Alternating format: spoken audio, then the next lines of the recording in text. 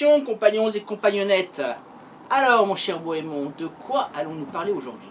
Aujourd'hui, nous allons continuer la série C'est arrivé ce jour-là. Le 10 mai 1981, qu'est-ce que ça t'évoque, dis-moi? Oula, mais c'était il y a longtemps, mais moi j'étais pas né, enfin... Effectivement, pour ceux qui n'étaient pas nés, le 10 mai 1981, c'est la victoire de la gauche. François Mitterrand devient président au second tour de l'élection présidentielle avec 51,76% des voix contre son adversaire, le président sortant de droite, Valéry Giscard d'Estaing. Ah, le 10 mai 1981! Mais quel élan! Quelle générosité! Quelle joie! Quel déluge d'émotions! Le peuple de gauche a enfin gagné, depuis le temps qu'il attendait cela.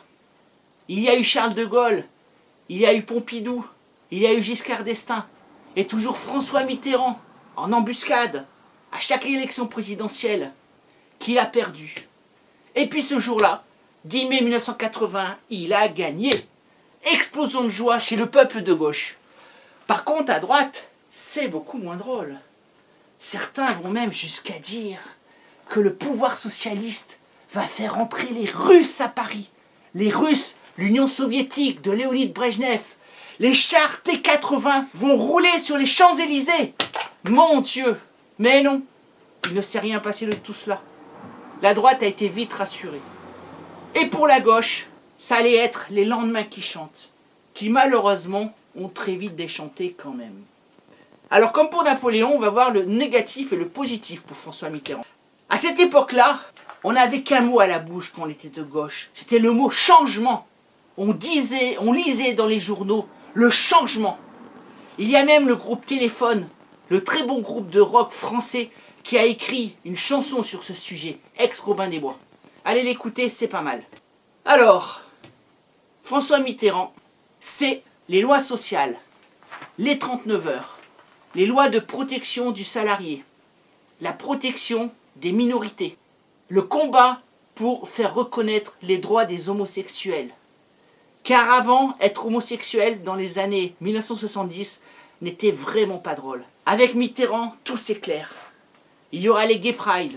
Malheureusement, d'une certaine façon, le combat sociétal va quelque peu recouvrir le combat social. Et les ouvriers vont en faire les frais. Les ouvriers, peuple de gauche, quelle attente c'était. Tout allait changer, tout allait devenir merveilleux. Mais ça ne s'est pas tout à fait passé comme ça. Alors j'ai dit Mitterrand, les lois sociales, les lois sociétales. Mitterrand, ce sont les grands travaux, les grands chantiers des années 80. Les grands chantiers. Tu penses à quoi, Bohémond, comme grand chantier? Des nouvelles constructions qui ont changé le visage de Paris. Je pense à un célèbre musée, par exemple. Pensez à quoi, ça? Ah, la pyramide du Louvre! La pyramide du Louvre! Mais oui! Le Louvre, un musée poussiéreux. Un musée qui était progressivement déserté par les touristes du monde entier. Il fallait faire quelque chose. Et Mitterrand l'a fait. Il a d'abord eu l'idée de faire déménager le ministère de l'économie qu'il a fait emménager dans le grand immeuble de Bercy, celui qui déborde au-dessus de la Seine. Alors, le Louvre est redevenu un des plus grands, des plus beaux musées du monde, avec cette pyramide qui crée un puits de lumière qui va illuminer les souterrains. Une entrée monumentale, le carrousel du Louvre. Et puis, au moment des travaux, un miracle. Le miracle capétien. Qu'est-ce qu'on a trouvé dans les fondations en faisant les travaux, Bohémond? On a trouvé les fondations du château du Louvre. Les fondations du château médiéval du Louvre. Le Louvre de Philippe Auguste. Celui qui protégeait la rive droite de Paris, côté ouest. On a trouvé ces magnifiques fondations. Et on a retrouvé aussi le fossé et les fondations du rempart Charles V. Quel miracle! Quelle transcendance pour la France! Le pouvoir capétien millénaire qui rencontre le pouvoir socialiste de François Mitterrand. C'était extraordinaire. Et puis, il y a eu l'Opéra Bastille. Bon, ça fait un petit peu bunker, mais néanmoins, il est là et c'est quand même pas mal. Et puis, la bibliothèque François Mitterrand. Cette bibliothèque fantastique avec ses 4 angles et avec l'intérieur en massif forestier. Et il y a eu aussi quelques trucs un peu moins bien réussis. Je pense aux colonnes de Buren. Allez-y, c'est pas top. François Mitterrand, qu'est-ce que c'est encore? Le développement de la culture avec Jacques Lang, le ministre qui a inventé la fête de la musique. Et bien d'autres choses encore. L'Institut du monde arabe, ce bâtiment magnifique qui allie culture orientale et culture occidentale. On y trouve des livres fantastiques. Dis Balian, c'est pas pour te couper, mais là tu nous parles beaucoup des points positifs. Y aurait pas quelques points négatifs par hasard? Très bonne réflexion. Eh oui, parce qu'il n'y a pas que du positif. Alors, dans le domaine négatif, les suicides un peu étranges de Pierre Bérégovoy, de François de Grossouvre. Enfin, on n'a jamais su, mais bon, peu importe. Et puis, il y a eu les affaires. La cellule secrète de l'Élysée, qui groupe 10 gendarmes d'élite et 10 policiers. Il y a aussi les écoutes de l'Élysée. François Mitterrand aimait beaucoup écouter de façon clandestine, sans en passer par la justice, des personnalités. Jean Edernalier, Carole Bouquet, entre autres. Et puis il y a le Rainbow Warrior, l'affaire des Irlandais de Vincennes. Et puis enfin, c'est le tournant de la rigueur de 1983. François Mitterrand et son gouvernement ont à choisir entre deux options. Le peuple de gauche, ouvrier, petit salarié, qui a voté pour lui, ou l'ouverture sur la mondialisation, le libre-échangisme de l'Union européenne. François Mitterrand a préféré sacrifier les industries françaises, l'industrie textile, l'industrie sidérurgique, et donc sacrifier le monde ouvrier pour lancer l'économie française sur les chemins de la mondialisation. Alors, les grandes régions du Nord et de l'Est vont être laminées. Des taux de chômage effrayants, des friches industrielles. Mais bon, il paraît que c'est cela la modernité. Mais François Mitterrand, c'est un homme, un grand homme. Ça a été un grand président. Peut-être le dernier grand président à la stature internationale. Celui qui arrivait à se vêtir de l'habit de la France. Il a représenté la France, il a aimé la France. Alors François Mitterrand, on peut le détester, on peut l'aimer, chacun fera son jugement. Mais du coup, François Mitterrand, il est méchant ou il est gentil? Ah là là, c'est plus compliqué que ça, mon pauvre Bohémond. Tous les hommes sont à la fois méchants et gentils, comme j'ai dit pour Napoléon. C'est très compliqué. Mais il y a vraiment une transcendance chez cet homme-là, une grandeur. Je peux vous dire que j'avais 11 ans quand a eu lieu ce 10 mai 1981, dont nous fêtons les 40 ans aujourd'hui. Et franchement, dans ma famille, ça a été quelque chose d'extraordinaire. François Mitterrand,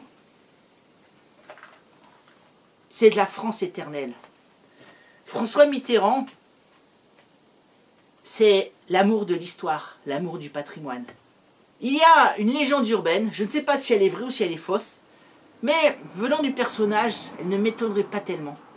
Il paraît que lorsque François Mitterrand a su qu'il était nommé président de la République, il s'est précipité avec quelques gardes du corps à la basilique Saint-Denis pour s'agenouiller devant les rois de France.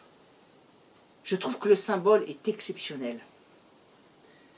Si je devais retenir deux images qui m'ont frappé lors des deux septennats de François Mitterrand, 1980-1988, 1988-1995, ce serait d'abord le jour de l'investiture, François Mitterrand qui remonte la rue Soufflot pour aller au Panthéon. La rue Soufflot. Si tu es parisien, tu sais que dans l'Antiquité, dans l'antique Lutèce, la rue Soufflot était le lieu du forum romain.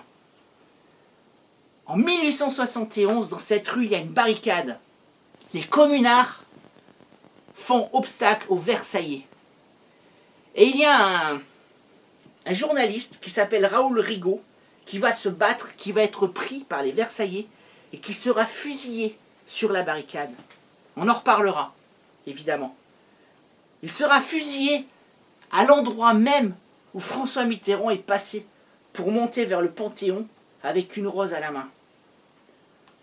Je peux vous dire que quand mon père a vu ça, lui qui était un hussard noir de la République, un instituteur laïque, républicain, socialiste, il en avait les larmes aux yeux.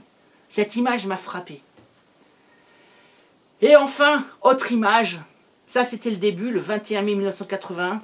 Je pense maintenant au 31 janvier 1994, les derniers vœux du président. Alors là, un message d'espoir pour la France, un message de grandeur. Allez voir ces vœux et comparez-les à ce qu'on a eu lors des dernières années. Vous ferez la différence. François Mitterrand, qui devait être croyant, nous dit « Je crois aux forces de l'esprit ». Il savait qu'il avait un cancer généralisé, qu'il n'avait plus que quelques mois à vivre. Il nous dit « Je crois aux forces de l'esprit, je serai toujours avec vous ». La transcendance, la France éternelle. Et enfin, une petite anecdote extrêmement amusante.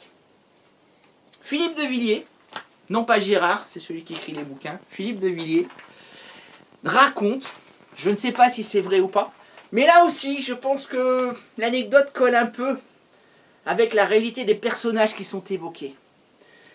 Donc Philippe de Villiers se trouve à une réunion de chefs d'État européens. Il y a l'Allemand Helmut Kohl, il y a l'Anglaise Margaret Thatcher, il y a François Mitterrand, et il y a son Premier ministre de cohabitation, le sempiternel, comment dirais-je, je cherche les mots, le gouailleur, le loufoque Jacques Chirac.